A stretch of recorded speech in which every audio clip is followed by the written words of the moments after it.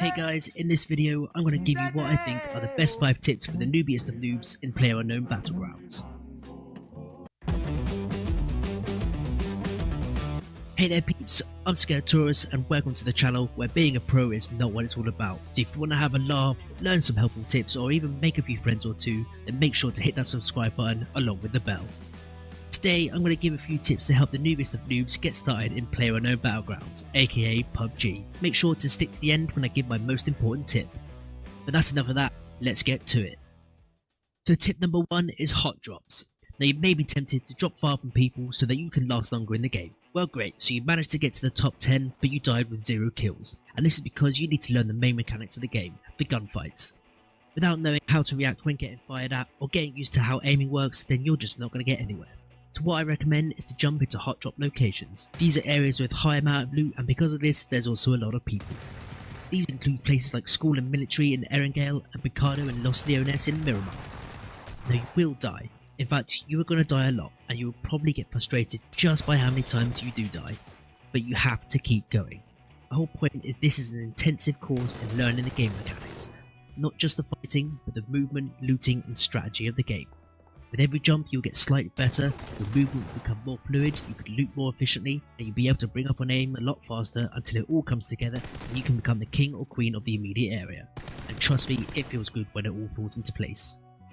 Another good way to learn how to fight early on is to get involved in the war mode. This war mode can turn up as an event in the lobby screen, but the best way I find is to follow a streamer with custom game access who regularly plays this mode.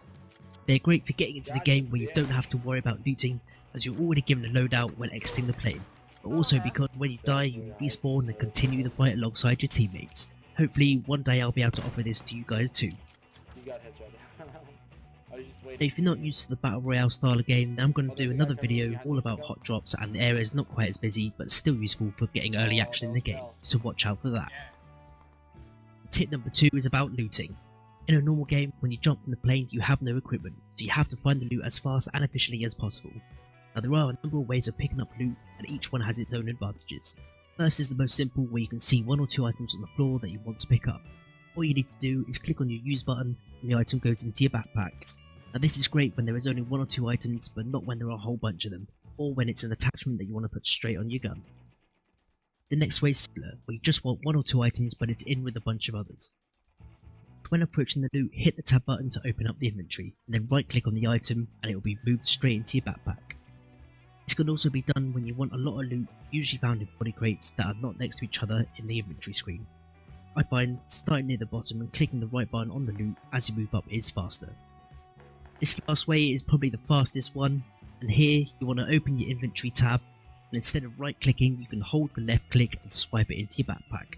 This is the fastest way to loot with a bit of practice, and when all the items you want are next to each other, as the items will move up by the time you move your cursor back to the spot and repeat.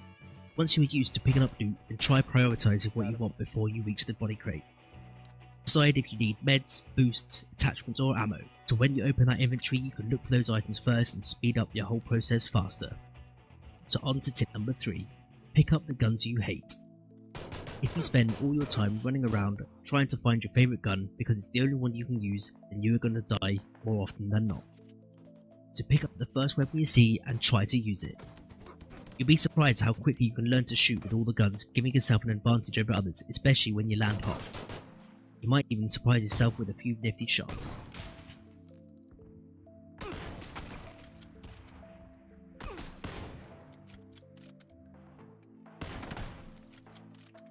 This is also where war mode is useful. When jumping out of the plane, the loadout given is not always the same, so it's very helpful for learning how to use multiple guns. This is where I improved my skill when using crate drop weapons and SMGs, guns I originally hated but I have learned to love. Tip number 4 is more about making sure you have fun while you play. The best way to do that is to play with friends, either in squads or as a duo. By doing this you can break away from the cycle of shoot, die, repeat, as your teammates can pick you up should you get knocked. It also helps curb the frustrations as you can talk and joke around with your mates as you play. One.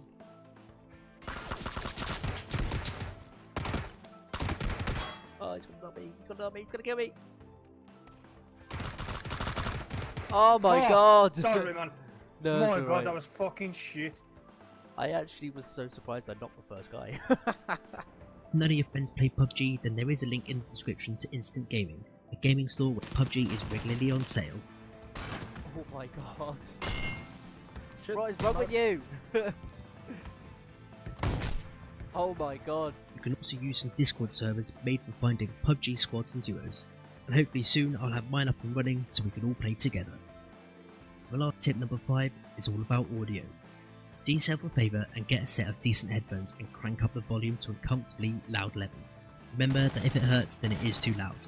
You want the volume at a level where you can figure out the direction and distance of a gun with practice, use other players' footsteps to your advantage, and even ambush those riding around in vehicles and become that player you were getting frustrated with when you got started.